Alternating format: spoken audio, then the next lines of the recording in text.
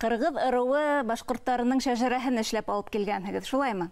Шулай. Әйдәгез һөйләп үтегез әле бына шундай бик зур бай шәҗәрә тупланган бында күреп үтсә. Безнең Илеш районында бүгенге көндә 6 башкорт ырыуы яшәй. Алар Елан, Кыргыз, Елдәк, Гәрә, Бүләр, Енәй ырыулары. Сезнең алда инде Кыргыз ырыуы башкортларының шәҗәрәсе. Бұл шәҗәрә гарәп шрифты белән язылган һәм сакланган Илеш районы Иске Күктау авылында.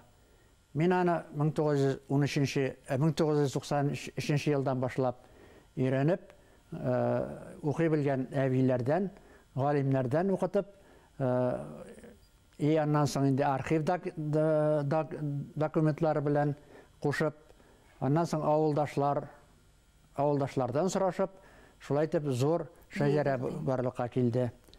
Бу шәҗәрәне буыннар белән санасак инде, иң беренче бында Кандырбей язылган. Кандырбей ул 1400 еллар тирәсендә яшәгән кеше.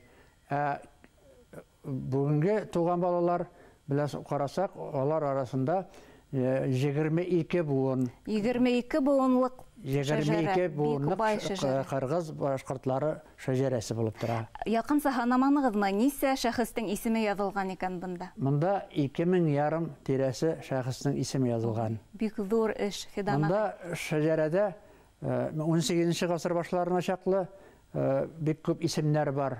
Аларны мин акырынлап иренә торгачтан, алар башка авылларныкы, авылларны барлыкка китергән шәхесләрнең исемнәре күбесе калганнар инде. Иске Күктау авылында яшәп калган кешеләр һәм аларның балалары, буыннары шулай итеп күренә инде.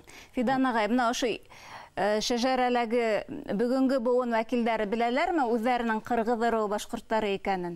Бу шәҗәрәне инде без күптән үзебезнең Иске Күктау авылында гына түгел, район буенча да күрсәтеп өйрәнәбез. Алар барысы да үзләренең 22 буынын санап күрсәтәләр. Беләләр инде.